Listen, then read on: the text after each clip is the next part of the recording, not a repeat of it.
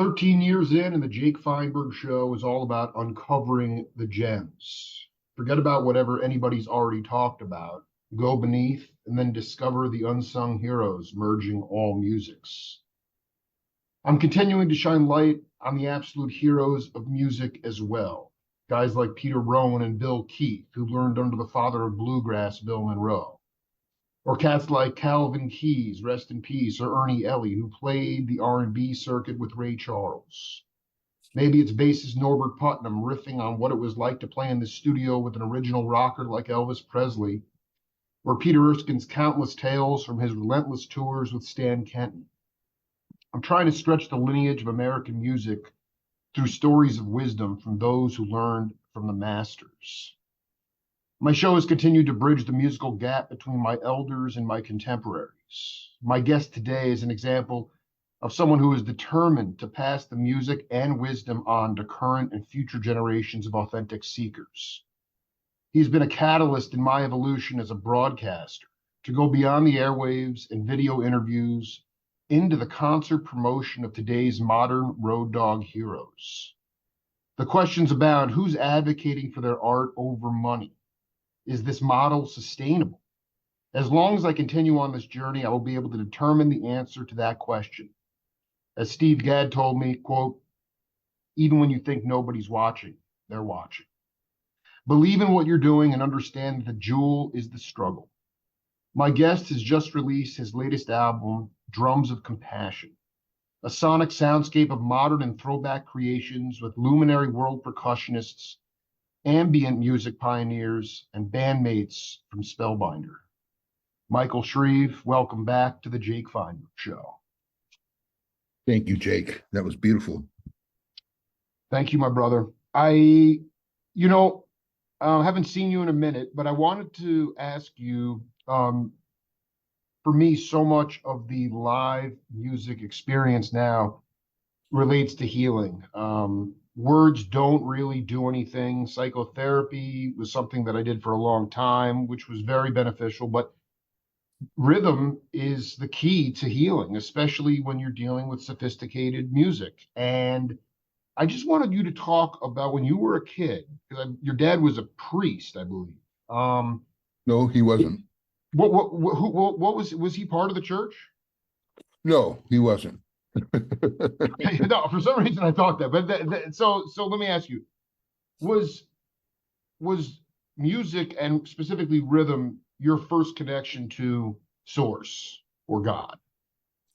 Well, I should say that I, as a child, had a strong desire to be a priest. That's what it was. That's what it was. Thank you.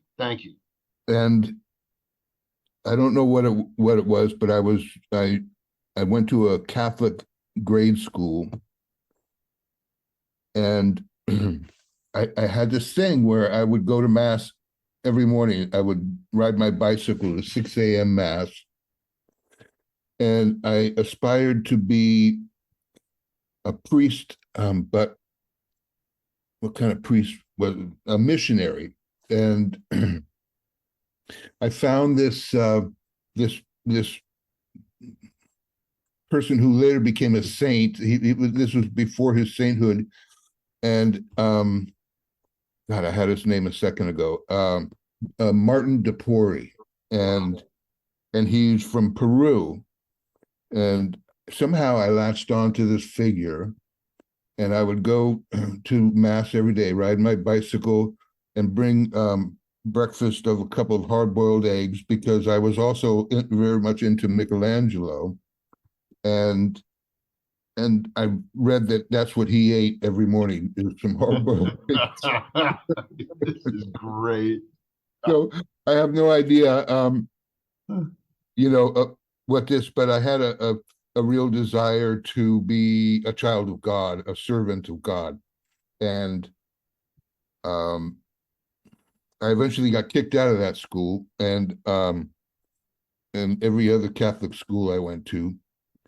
But then when I was a musician and on the road when I was very young, I wondered, I still had spiritual leanings. And and I realized that the calling is the same. I'm traveling the world making music, and to me, it was a spiritual offering. It was this was how it took shape, and then I got very much into the Eastern religions and read many of those texts and had a spiritual teacher as well. So along with the music, there's always been a spiritual journey for me that was present and still is present. Did you, well, first of all, I mean, were you just a rambunctious cat in those Catholic schools? Was it something, I'm just trying to figure out, you were waking up every day at 6 a.m. to go to church. And that is a solemn and you know, that is an amazing gravitational pull, but do you um did you find yourself um not necessarily believing in a monotheistic God, but the Mhm. idea that early on, maybe even after this point when you kind of went to your parents and was like, listen, I'm going to have a work day. I'm going to have an 8 hour work day, and it's going to revolve around drums. And it's going to revolve around becoming and being a player and going to classes in the morning, coming home and shedding. Um, was there a discernible point when you recognized that when you were most clear and sort of empty, that you could be a conduit for information coming through you? That, that it's not about the dogma or what necessarily is Right. in the scriptures. It's that you were, even though you were getting kicked out of the structured church environment of school, that you were a child of God and you were going to serve God through music. Well, I it didn't necessarily go in that order. It went in. There was no straight line, and Right, right.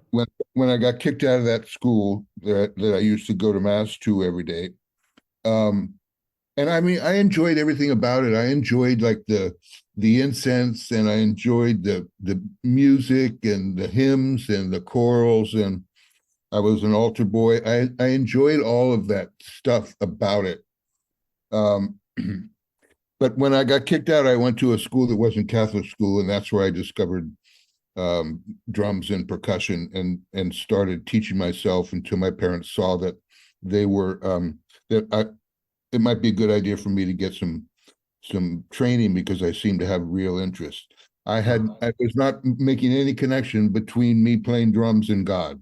I was just wanting to learn how to play the instrument, and it wasn't later until I started reconnecting those urges, I guess we would call them. So um yeah, I mean it took me a second to well, it took me years to realize it was kind of the same thing. It wasn't until I was on the road and um with Santana and uh that all this stuff started coming together for me. And I don't know, it's kind of interesting. I mean, as a young, like a teenager, or when I got into music, I was also interested in not the theory, more like sound waves and Right, frequency. right, right. And I've always been fascinated by that and the effects of music on a person. And so it was more than just kind of jamming out type of vibe for me. I was always curious about what's the effect of the rhythm or the sound or the frequency or the vibration and how those related to color. So since my early 20s, I've had a real fascination with all that. And that is really coming together for me now in in ways that can only be attributed to living a life, acquiring some wisdom, and getting to know yourself on a deeper level and a more honest level about what it all means to you, what music means to you, and so the the older I get, the more connected I see my path as being. But while it was happening, it didn't seem like a straight line. Can you, I think the only thing that, I mean, that was a profound riff you just had, but the one thing you went to a high school and that's when you discovered drums and percussion. And what I've been saying lately is, I mean, it's a phrase that's been out there, but God is sound. And I just wanted you to talk about sound, like that first, the frequencies, the timbres, and maybe it was synesthesia, maybe it wasn't. I mean, the idea there, yes, it became an interest, but it also became an obsession and a devotion.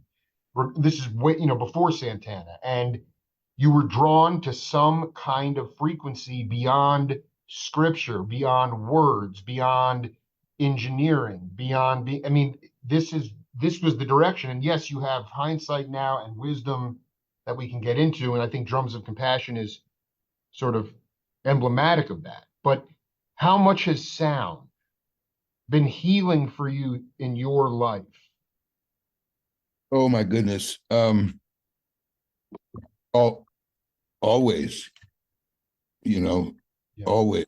It's I'm not trying to make myself out to like you know, like a mystical little boy, like, having awareness of Right. you know, No, of course. No, no, no, no, no. but I do, in retrospect, I realize any of the things I was attracted to, and this is true for anybody, whether they realize it or not, that that music will heal you, or a song can change your life.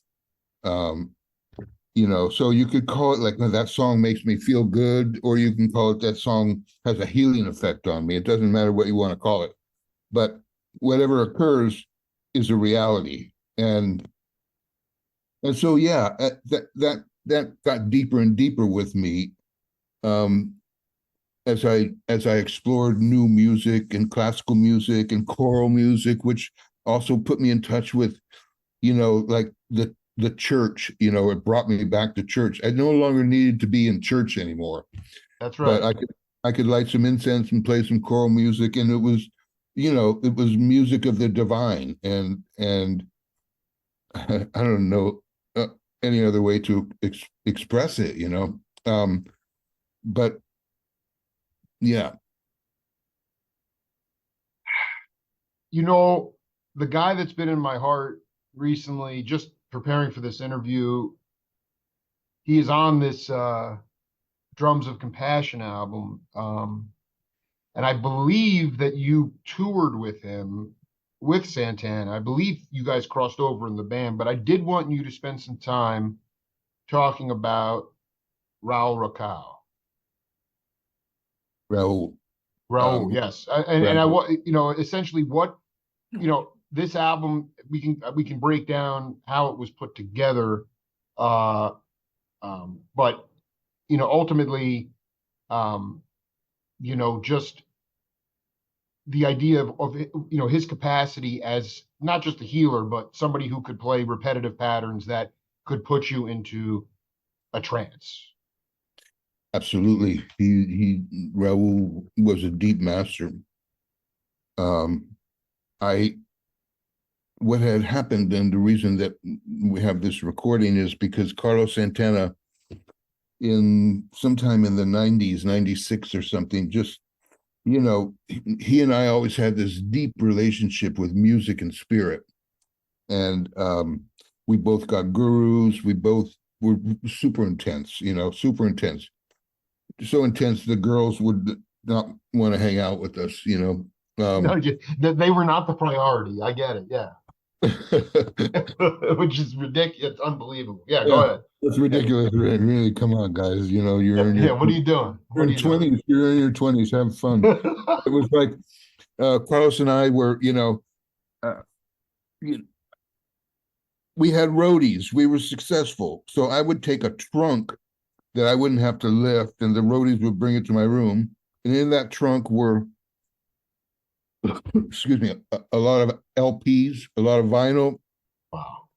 and a portable, I think the first portable suitcase record player. Oh my Um, gosh. And I also had Great. the Emerson cassette player that was ever on the market. So Carlos and I would stay up and we'd have, these records, oh man, from Brazil to Miles Davis to Aretha Franklin to Sergio Mendes to, you know, Coltrane to, all kinds of different stuff. And we would just do the gig and then we'd go back and listen to music and talk. And so at any rate, we were very close, like brothers in that sense of our curiosity and our desire to explore and listen to the music that was happening at that time when we were coming up, which felt very exciting to us. At least to he and I, it did. And then, so in the 90s, we would talk on the phone and things like that. But he just, called me and said, "Man, when I'm on the road, I really miss you. Can I convince you to come out on the road with me? And we can call it something, and I can pay you, and then we can hang out and listen to music." And Just like old times. Yeah, I love it. I love it. seriously, I mean, Yeah. South America, Europe, and so we did that. So there was a time we were in Milan, Italy, and um, I decided that I had already been working on this record, Drums of Compassion. So I've been working on this sucker for a long time.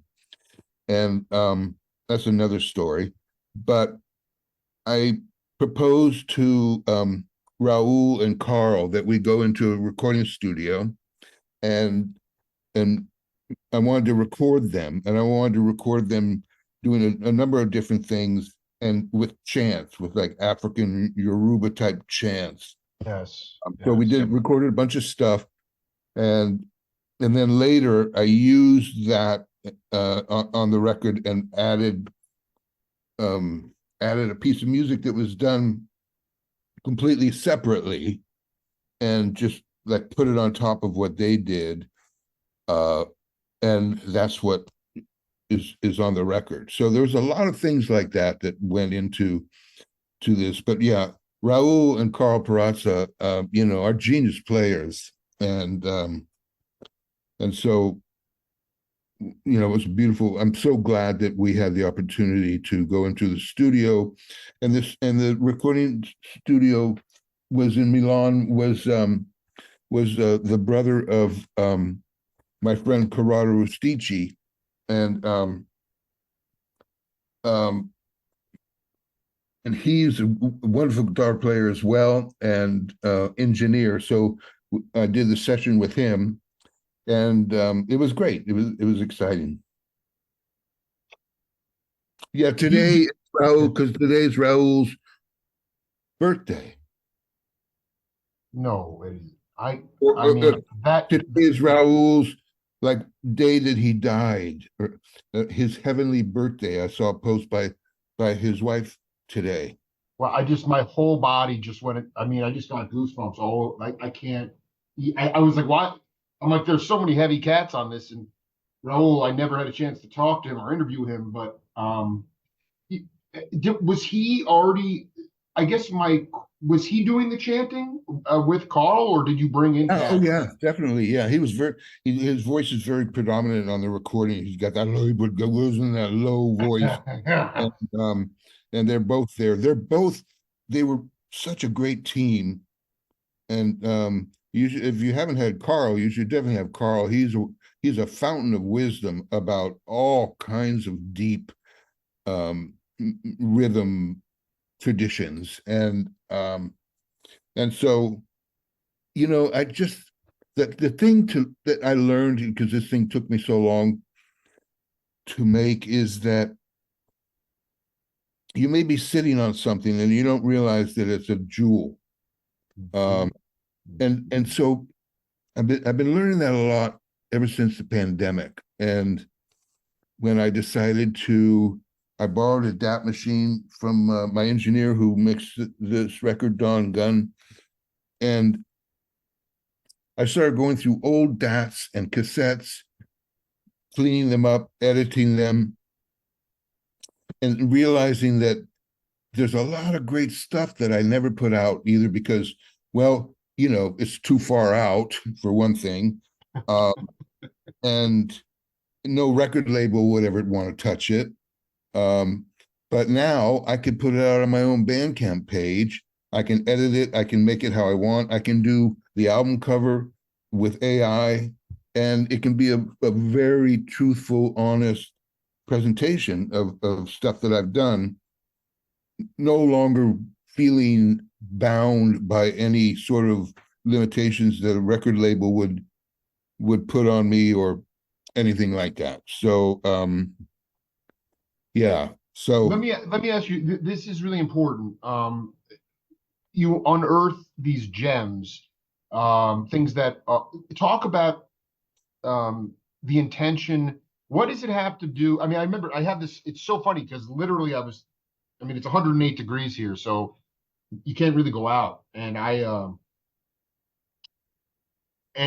you said in our last interview, which I think on the air was like 2018. And I want to read you this quote. I was the last part of our interview, and we were talking about projects, and you said, "I made this record, Drums of Compassion, which is important to me.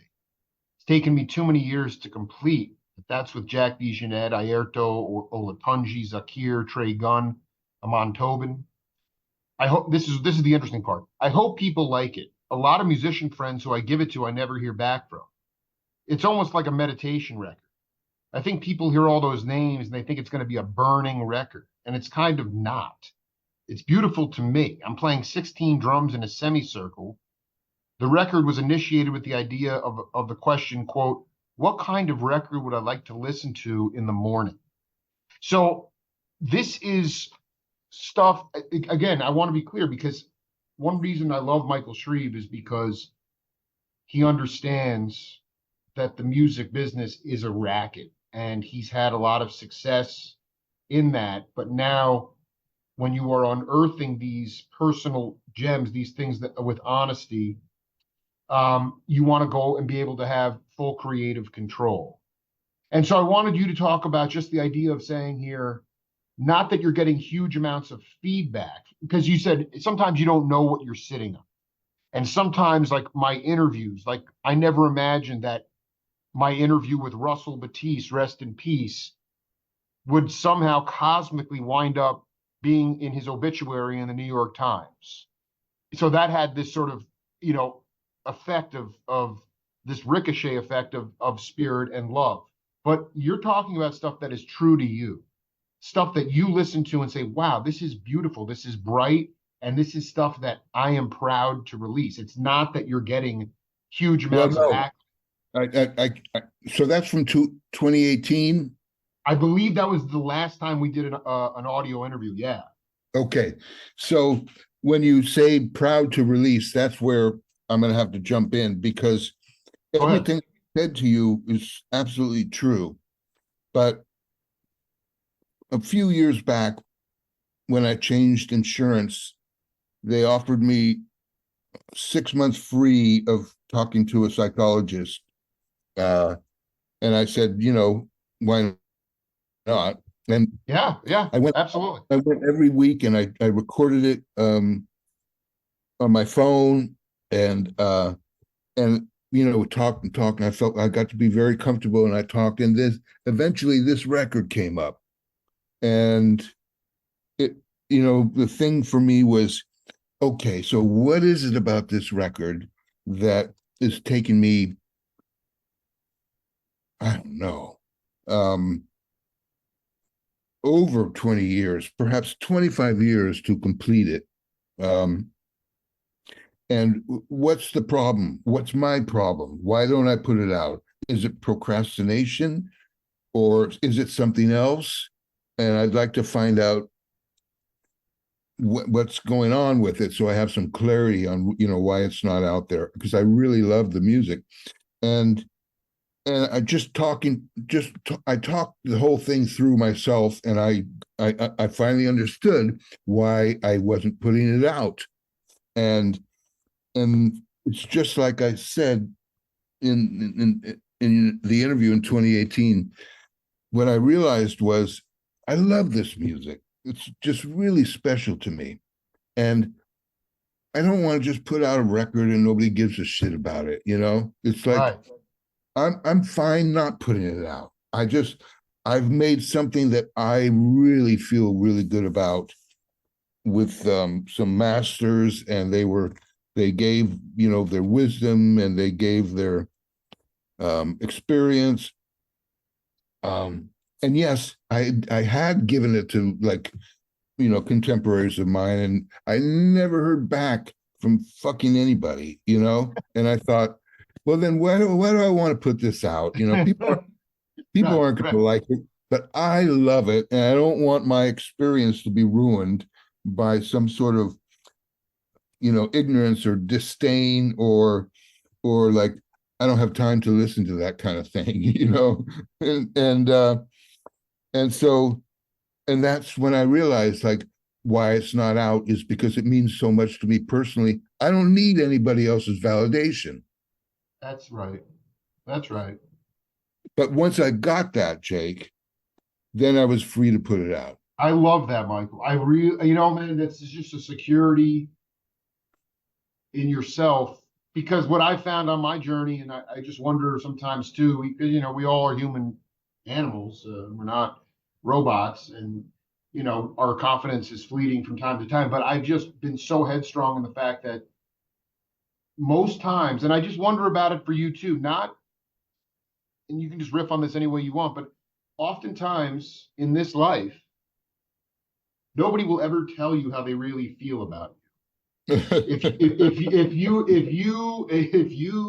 you hang on to the people that love you and that even tell you what you don't want to hear, but those are the people you hang on to. And a lot of times people will go to their grave and never tell you how much they respect you. And so when you were met with silence, is what I'm saying, the fact that Yeah, nobody got back to you, the yeah. initial interpretation for me was say, what the heck? What the heck? But in actuality, the respect is there, and it's through silence. And I just wonder through Yeah. that, through I, if you I beg to disagree.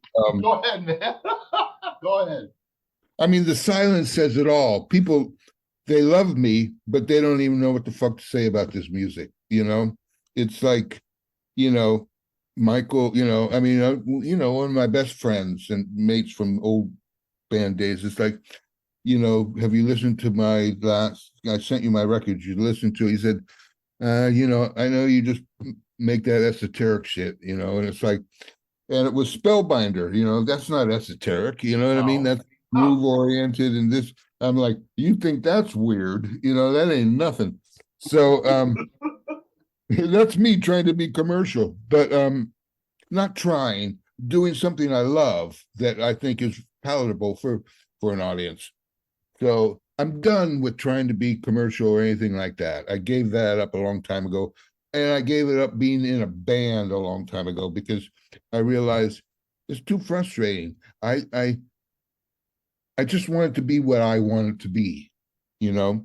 And and I had a great conversation today with the bass player from Spellbinder, Dosumov, and brilliant, like, you know, bass player with a twin brother who like plays, like, they're just ridiculous. And he was saying, because I haven't seen people, I hardly go out anymore, and I'm but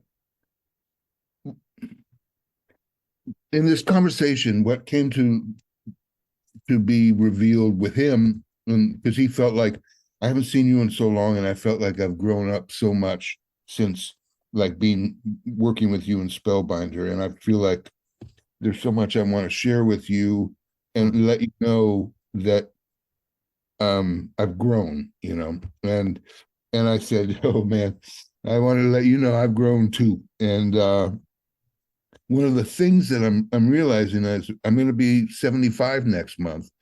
And what I'm realizing, Jake, is that it's really true what they say, that, like, what the world needs is you.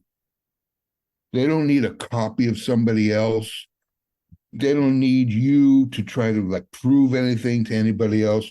What the world needs is you truly, authentically, which is, I'm sick of that word, digging deep. Like they want some proof of existence of you digging deep within yourself that you can bring to them. And that's what they want. And and so that's what I'm committed to now. And not that I haven't been, but now it's more than ever. So more than ever. And I can tell that the way I'm changing by the music I'm making, because I'm not so physical anymore. I don't play a ton of drums, although I've just become enamored by like snare drum pieces. And I'm Well, going to restudy snare drum, and but I'm learning a lot of software. I'm learning a lot of electronics. I still want to make music, but it's not going to be the same way I used to make music. I don't have to do that, you know. I don't have to prove anything to anybody, but I want it to be beautiful. I want it to be honest, and I want to be fearless in the way that I approach it. And I think that that's our job. That's our job as an artist, is to be fearless with our own approach. You've got to get rid of what you're thinking that other people will think. That's the first thing you got to do, is stop thinking about what other people will think. Your responsibility is to yourself, and people will be grateful for that. oh man, I'm like tearing up right now. That was the most spot on. I mean, I feel like you were, that could apply to any artistic medium, including. It doesn't even have to be artistic, you That's know? right. That I mean, and it's unvarnished. I mean, you said you want it to be beautiful. Um, I sometimes for me, it's just the unvarnished, authentic dervish Jake Feinberg is you. It's kind of not perfect, but yet there are these moments of complete bliss and enlightenment. Not even in the. This is the thing I wanted to ask you about. At this point, um, were you inspired? Not that you've done your time on the bandstand, you road dogged it, you had trunks full of LPs, a lot of amazing stuff. Um, when your bass player from Spellbinder called you today, was it um a were you reminded of the fact that there are many ways for Michael Shrieve to be present as your authentic self in the world? To me, it's fine to, obviously there's, health related issues and Mm-hmm. other things like that, Mm-hmm. keep you, and you're fascinated. You have a lot of hobbies and you have a lot of things that you get off on, and creating music. But I Mm-hmm. just wonder, I mean, for me, so much of the voltage and the light and the energy and the love that I feel in the last, especially coming out of COVID, is not doing this. It's being up in front of the bandstand with the cats. You said it to me best, man. It was so pro. It was one of our first interviews, and you said, this is pre-iPhone, early '70s, Winterland, Santana. Who knows? You're talking about how do you expect the audience to go there first if the band can't go there first? Go there. Get to Oh, that yeah. level. That was Get to. that was during Spellbinder, where I was beginning to, you and I talked, and you know when I put Spellbinder together, it was sort of like I there has to be, how can I say this? There doesn't has to be, but I wanted to put limitations on it in a way that what I wanted to play was things that I was comfortable playing. I wasn't looking for a situation to challenge myself. I wanted to like play music that I played well, grooves I played well, grooves that like I could say, you know, it's like it's like as a drummer, I can go to this place, I can transcend. uh I'm not trying to get too spacey here, but I can make a groove, like let's say Chico Hamilton on the Borzabo's Spellbinder. Oh yeah, that's And right. so that's why I named the band that. And it's like it's just like a groove. Um, and it will take you there. That's what I was going for. I don't want to play challenging this and things in 1720 or this. I'm I'm a simple man. I just want to like take you down the river, you know. So Oh, I love, dude. I am love. No, no. What I want. This is because you were. This is so important because what I was trying to say before was, um, you just made this really prophetic thing about, you know, how do you expect the audience to go there if you don't go there first? And now today, with all the distractions, with all the phones, with music, David yeah. Spinoza said it best in the 70s. He's like, he heard somebody say, "No, this is great music to talk over." He's like, who would ever talk over music? That's where we are. So now my Yeah. feeling is, as an audience member, I always use your quote as a badge of honor. I say, how do you expect the band to go there first if the audience doesn't go there first? And my question to you is, Okay. Yeah. That's no, I mean, my question is, when your bass player called you, do you feel that you were reminded that there are more ways to be present and honest and integral in this life as a musician? Not that you're going to go on a road tour, but to make yourself more accessible to people in order to give them voltage, light, and inspiration. yes. Personal connection. Yes. And this is what I'm figuring out now. And Right, right. I mean, there's many ways that that can be done. Um, and also it wasn't a phone call. He came over because he's from Uzbekistan, and his mother came into town from Russia, and she brought the first Santana record that she wanted me to sign for somebody in Moscow, and he left her in the car, and I'm like, what the fuck, man? Bring her in, you know? Yeah, right, And right. Bring her in. he's like, no, Michael, she doesn't speak English anyway, and you've met her, and she wants to be in the car. But I wanted to come in and talk to you and tell you that we haven't seen each other in so long, and I've grown so much since we've played together. And so it was really soulful sort of re-encounter. And we discussed these things that you and I are discussing right now. And but I do, there are ways that I want to come out. I've seen like friends of mine like Andy Summers out, and he's doing solo stuff with his photos and telling stories and reading excerpts from his books, and like probably showing his paintings. I mean, Andy's like such a genius. um you know it, and he's 80 years old, so Exactly, exactly.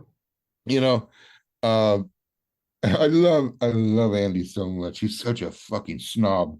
um But I love that about him. You know what I mean? I mean, because you know, But I that's mean, his authentic self. He's being who he is, right? I mean, yes, he is. Yes, yeah, he is. Yeah, right, right. he's brilliant. And I mean, I don't know. It takes all kinds, but the thing is that everybody needs to realize is that it takes you to be you. And our responsibility, that what I'm learning is it's like it takes me to be me, and don't be shy. Don't be shy. And so like that experience that I told you about, like being in with the shrink, when I broke through that, realizing why I hadn't finished this record and put it out. Once I realized it, I knew, okay, time to put it out, time to get this off. But Jake, I tell you, I was like scratching and this like up to 2 hours like before I needed to get it out to the label for a release 2 months later. I was like changing things and adding this. The trick with taking so long with a record like I did is to make it sound like a cohesive piece of listenable um, environment and not like chopped together. You know what I mean? There's a flow and a sequence. It's like the way an old record, I mean, the way a concept record used to be, but this is an instrumental kind of thing. It's definitely a concept record in a way. And also, I'll tell you what's very intentional is that it's only 35 minutes long.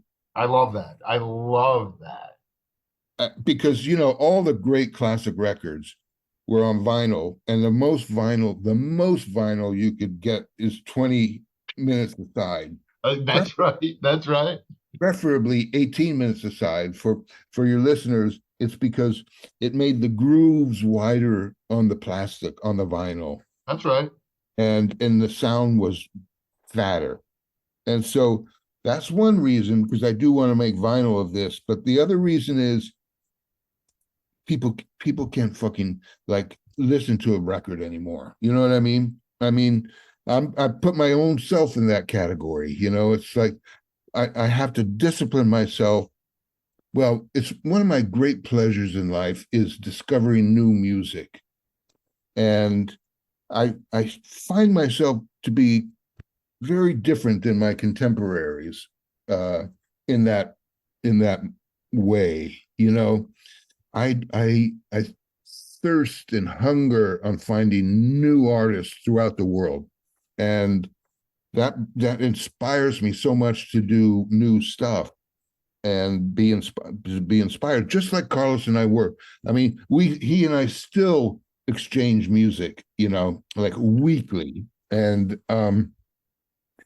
so you know, I don't want to be, but I don't want to be stuck in Miles Davis and Coltrane mode. I don't. I want to be like in like, you know, what people are doing throughout the world now. You know, I just think that that is so hip. And obviously we are fully interconnected and you have all this accessibility. I mean, you and Carlos were getting bootleg tapes from, I mean, back in the day, there was no internet. oh no, I Were mean, you, so okay, what we would do was like, okay, I know you went to the both ends and taped Freddie Hubbard with Lenny White. I know that, but I mean, the international stuff, I mean, Carabello and Enrico, I mean, those cats were like, Carabello come over with like some record from Haiti or Cuba, but I'm just like, as far as the tapes, getting tapes back then, how would you acquire world music back then outside of maybe getting a vinyl record, you know, in Berkeley? oh yeah. I mean, yeah, you know, you I lived a block away from Tower Records in San Francisco on Bay Street, Oh. and so I kind of made that my second home. And It's so great, man. yeah, Yeah, it's like a record store. It's like a bookstore, like a record store. Those are my favorite places to absolutely. spend an afternoon. You know. I want as objectively as you can. This is probably the longest period of time that you that it took you to actually get an album released. But since you've had your own solo career, when you left Santana and Yeah. did these other projects, is it when you had this breakthrough with the psychologist regarding the way people you were not worried, but how were people going to receive it? I haven't gotten any positive feedback, and then all of a sudden it was that doesn't matter. I'm happy with this. I like this. I don't care if it ever comes out, but I like this. I don't care what other people think. Have you been that sort of have you had that doubt in your throughout your solo, you know, your career as a leader, the idea of, and I want you to talk to younger artists more specifically, because people are, I mean, in this day and age, there are so many amazing musicians, and part of it's just the excess of technology, but most of it is trying to measure yourself up against either unrealistic expectations or how other people are going to view you. And you wind up just getting atrophied instead of just being happy or proud of it and sharing it. Art is to be shared and not judged. And I just kind of wanted you to talk about that evolution since like the mid 70s And what your advice would be to cats who are fearless or trying to get there, are original, trying to get there, and realize that they are their purpose in life is to be a healer through music. Well, let me think. I mean,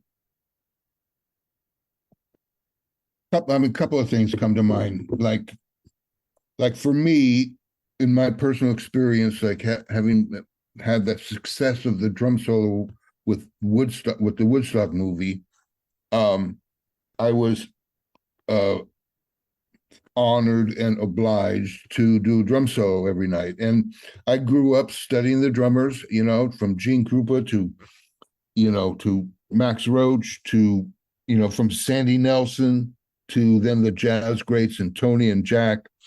And I took all those influences to use, especially as I grew like into my solos. And but then I started looking elsewhere. Then I got really into percussion ensemble music. Right.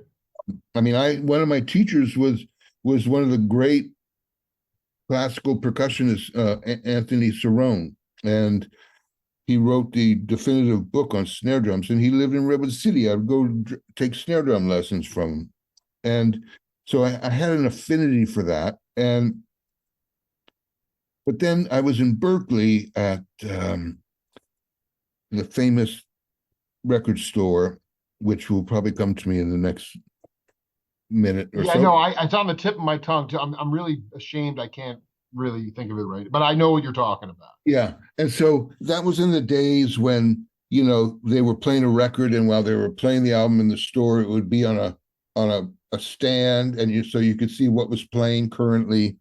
And there was this It was the Stomu record.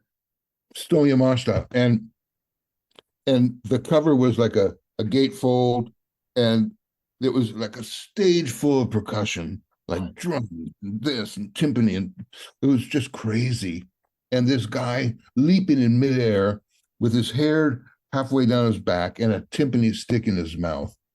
And I mean, first of all, I was already enamored with the music. And then it was like I looked at this guy and I said, who the fuck is this? You know? Who is this man? I made it my you know Wow. I Wow. made You it. wanted to track him down. Yeah, no, Oh, you better believe it. I mean, this is what I do. This is what I do. I track people down that I'm attracted to. I You love it, know, man. Yeah, dude, you've always remained that way. You've always been that way. I mean, I'll This tell you, like, on this record, Drums of Compassion. yeah. I mean, I was hours away from Evelyn Glennie doing something on it. You Oh know, my God. Yeah, I, right, right. I had courted her. I'd flown down to San Francisco for a performance she was doing at San Francisco Conservatory. Took her out to dinner. She came up to Seattle. I took her on a tour of Paul Allen's, you know, Jimi Hendrix Museum before, when it was still called that, with a hard hat. Um, oh my God, I wanted her so much on this record, and we were booked while she was playing with the symphony. And 2 hours before the studio session, she called and said, Micah, I'm so sorry. I just can't, because we are playing a piece that I commissioned, and you know, and this is the world premiere. And I said, I completely understand. But I also had like I approached Sinead O'Connor. I approached Ah. what's the Indian woman that was doing beautiful stuff on WOMAD, on Peter Gabriel's label. Oh yeah, yeah, I know that. I know, but I don't know the name. I approached a whole bunch of people, and because I thought some women would love this, and I can just let them go in this bed of like juicy drum stuff. And um, anyway, none of that happened. You know what I mean? So it's been a long journey for this, and but my brothers in the world of percussion, like Jack and Zakir and Ayrto. I mean, his contribution is just um, you know, just monumental. They're all in relationship to my comments about people were thinking it's going to be a burning record, Right. every every one of them loves it, you know, and because I don't get them to play fast. I get them because of their wisdom.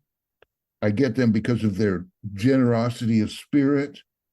I get them because they know like what music is.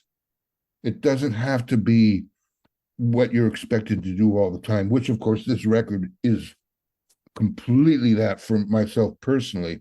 But they all came on the journey with an open heart, an open mind, and they love it, you know. And I think that's part of the thing that people who earlier, like 10 years ago, I'd send it to, well, either they thought it would should be more burning, like, you know, a Coltrane record or something, or, you know, they just don't get it anyway. So I went through I went through some really hard times during that period with this album that nobody's gonna fucking like it, man. So I'll just keep it because I can't bear the shit I'm gonna hear, you know, like Michael's lost his lower chakras and shit that I used to hear that somebody said that in a review. It's like fuck you, you know. Fuck you. You know, and I also want to be very clear. And timing is everything in life. I mean, Yeah, yeah, 10 years, 10, I mean, my show has changed during the Obama years. 10 years ago, yeah, that was the response. We are living on the precipice of insanity right now. To yeah, me, this is, I wouldn't call it soothing. I would call it introspective, and I would call it wisdom music. And I have to ask you this question because I know that he was adjunct faculty at Sonoma State. A great Indian percussionist, Arshad Syed, actually studied with him when he first came here. Uh, and I'm just going to go on a limb and say the first time that you met Babatunde Olatunji was at Mickey Hart's barn. yeah, probably so. Yeah, Do yeah, you have any recollection? Now, I realize that that chanting that he that because it's just it just brings this. I don't want to use the word haunting, but it's like captivating that opening track.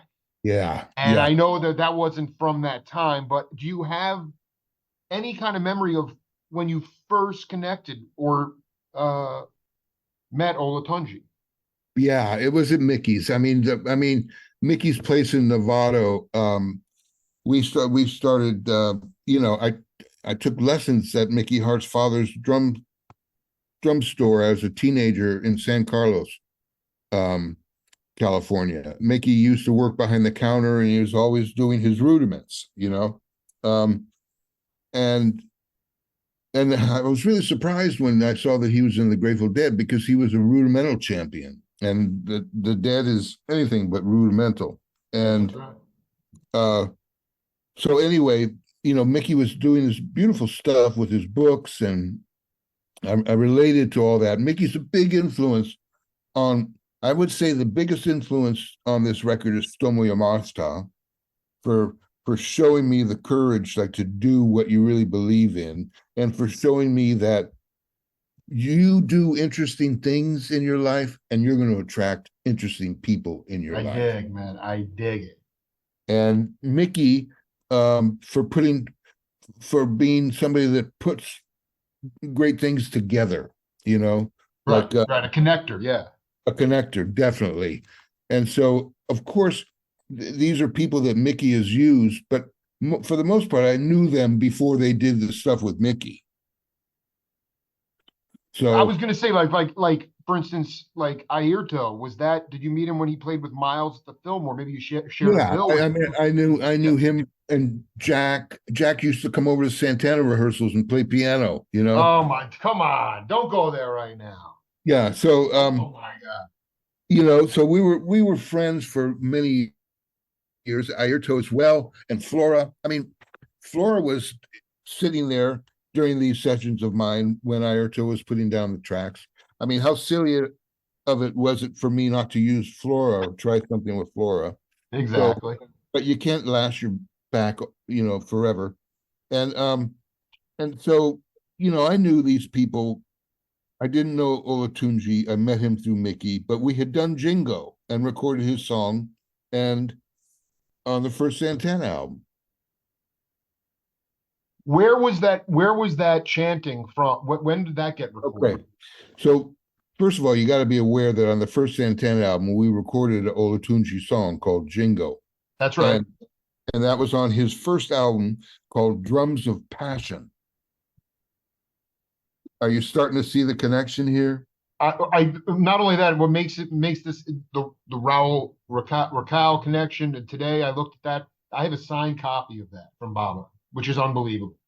Drums of Yeah. Passion. So Yeah. what happened was we put a band together with the original Santana guys without Carlos. It was called Abraxas Pool. And we redid Jingo, and we got Olatunji and his crew to come in and do it. So they all played their drums and they did these incantations. Well, the guys decided not to use this on the record. And so I always knew, oh man, talk about a treasure trove, you know. Oh my dude, talk about a buried treasure. They didn't use it more to your. That's just to you, baby. So I added this to a piece that I had done with Jeff Grinke, who I started. Dude, Roach connected me with him, dude. That dude is legendary. Right. So Jeff and I started this record just about the two of us, and then it just sounded too new agey or something, or needed more. And so eventually I got all the guys on it, the Ayrto, Zakir, they were all like up in Seattle for Bumper Drum or something. But the Olatunji stuff, I took that from the Abraxas Pool. I asked the guys, do you mind if I use it? And no, they don't, because they don't really care, you know. So I used it, but man, I made it like I framed it so that I gave it the weight that it deserved, you know. It truly sounds like something coming out of it sounds like a soundtrack. It has that vibe to it. Yeah, it sounds like hologram of an ancient wisdom master. It's something along some imagery like that with based on the percussion that comes in with it's haunting. It's just I mean I was just that is such so you fused that part of the Abraxas 2 with what you and Granke were doing, and that became the drums Oh of yeah, passion. I mean what the piece that Jeff brought in is underlying this whole thing. But then I added Jeanette and Ayrto and Zakir and the solos are mine. Those are me like playing That's what I wanted to know too. That's the 16 drums in a semicircle vibe. Right. I'm standing up and playing that stuff. Wow. And um so when it came down to mixing it though, do you remember the record, the Dr. John record called Gree Gree Goombud? Absolutely. Oh, of course, dude. All right. So that was my model. Dude, that was your model? That was my model for the voice. You know what I mean? Okay. And the mood. I mean, that was like that record transported me when I was a teenager when that came out. It's like I love that. If I could ever make music like that, you know. And so that's the vibe, right? But the chord changes, get this. It's Gil Evans' Las Vegas Tango. Dude, you just went to Never Everland on me, dude. Are you kidding me? Are you kidding me? Oh, it's absolutely that's true. You, man. That's the gumbo. Speaking of Dr. John, Gil Evans all the way to Gree Gree. I mean, come on. Yeah. I mean, and Jack's playing the drum set on that. And it's like, man, when that groove comes in, it's like, what the heck? You know, I was dude, Jack is praise the Lord, you know, just like it's like, come on, you know. Hey, I have one final question for you, brother, and you really been more important than you know in my life as well. Like I said, I sometimes I don't think people will tell you how much they care about you, not just you specifically, but in general. And one reason that you and Carlos were burning incense and listening to music and not hanging with the girls, who you told me very eloquently, you were seeing friends of yours and luminaries left and right becoming roadkill, and they were dying, and you Mhm. wanted to live. You guys wanted to find a way to access an elevated uh, extension of consciousness without doing hard drugs or partying that hard, because you wouldn't have made it. And the reason I ask this is because I just read this somewhere today, and one guy who, sadly just deteriorated before Alex Litcherwood's eyes and David Morgan's eyes and Narda's eyes and Peter Erskine's eyes was Jocko. Jocko. And Jocko, and then I read that there is this unreleased recording with you and Jocko. And I'm just wondering if that is something that, well, if you could talk about your relationship with him and ultimately how that, I mean, I think it hasn't seen the light of day. Well, this is a great story. So I had been summoned by Mick Jagger to come to Nassau, Bahamas, and record at Compass Point Studios, Chris Blackwell's compound, Sure. and stay with Mick at the house. And it was also Jeff Beck and Michael Henderson was there. And so we did that, which was really, really something. And then back in New York, in the power station, at the power station recording studios, I would go hang out because Nile Rodgers was mixing it. At some point, Bill Laswell was mixing it, but then there was an evening that Nile was doing some mixes. So it was just me and Mick Jagger and Nile Rodgers. And we're, sitting in the studio. I know I'm dropping names, but this is the truth. Yeah. And so the door bursts open. It's like 2 a.m. The door bursts open, and in full warrior face paint is Jaco Pastorius and all There his he is. There he is. Yep. Ready to go to war, dude. I yeah, love it. he's like, hi now, hi Mick, Michael. I heard you're in the building. I got all the cats coming downstairs. You gotta come. They're all coming, and it was like. Oh He had like the top studio guys like Lou Faddis on trumpet, and he had Ricky Sebastian on drums. So there were two oh, drums, and Ricky, the New Orleans drummer, the great drummer, and so of course I had to go down, and because I was just hanging out upstairs, and it was like Lou Soloff or John Faddis. John Faddis. oh yeah, maybe both, Yeah, a couple horn players. Yeah, so you had to yeah, go you know down. what I Yeah, mean. I mean, yeah, yeah, it was like that. yeah. And Jocko was out of his mind. And so we recorded stuff, but I don't remember really what we recorded. And months later, I ran into Jocko, like walking down Fifth Avenue or something, and then I said, "Hey, Jocko, how you doing?" He was, oh my God, I got a few Jocko stories, but Oh, and I said, "Whatever happened to that recording that we did?" He said, "Man, Michael, get this, they won't give me the tapes." And I said, "Wow, Jocko, let me ask you, did you pay for them?" And he said, "No, I don't have the money for them." And I said, "Well, that might be a reason, that might be, yeah, something like that. but they're there somewhere." And I just communicated with Ricky Sebastian, and we never really stay in touch. And I asked him, "Have you ever heard any of those?" He said, "No, have you?" So they're out there somewhere. Oh my God. I mean, that all I can say is that do you have anything,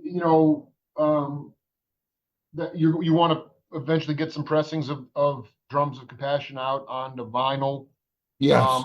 Do you have any I'm just curious, sort of, do you have any opportunity or desire to do some, I guess it would be hard to do any kind of creation live of this stuff, but do you have anything, any performance? I hate that word. Any gigs Yeah. or anything that you have, or anything that you in your mind's eye that you almost, maybe it's even just sort of in the infancy stages, but that something you want to cultivate in that bringing the music to the people. Well, I'm not sure what to do about it, in my physical condition right now and the people that are on the record. I am trying to put something together, um, uh, some unique something that I could do as a solo show, and also like do aspects of like what and Andy Summers doing and Robert Fripp is doing, and bring something to the people. And because I've been very much a hermit for the last 5 or 6 years, and I really don't get out much, uh, which is why it's a good time to talk to me, because I'll talk my head off because I don't see any. So No, I just want to say, like, you do what you want to do, but it's fine to go out too. And it's actually like more, oh, I know. I look at your videos and I'd like to hear them more, except that all I hear is this guy going, losing my dude. Honestly, Michael, that what I'm saying is what you said to me today. You be you, not just you be you, but be your authentic self. That's what the people want. They want it unvarnished. They want it real. And you guys have helped me find that. And even going back to last year, seeing Garibaldi in his final tour with Tower Power, yeah, he was still crushing it. He was oh still yeah, being him, man. He was he still being himself. he's amazing. He's an amazing human being, is what he is. And I mean, like he's my kind of like he's like my what do you call it? Um, well, he's a true inspiration, but he's like my Navy SEAL like guy I look up to. Totally. That's the perfect. I'm so glad that this just popped into my head. Last thing before I let you go, the one band that has been healing me a lot, and it flies completely below the, well, it doesn't fly below the radar. I can't stop listening to Sons of Champlin. Did you know Jim Preston at all? No, I was never in that circle of Sons of Champlin. You were never in that sort. It is some of the most. I don't know, man. It's working on me. It's working on. I mean, Grease. That I still have a hard. I mean, I still have a hard time getting my ears around that album. Not that it isn't brilliant, but I'll have there's. to check it out, Jake. I'll give it. I'll give it to you. And you know what? Let's stay in touch, man. Be safe. And it's always an honor to talk to you. And thank you for your guidance and your wisdom, man.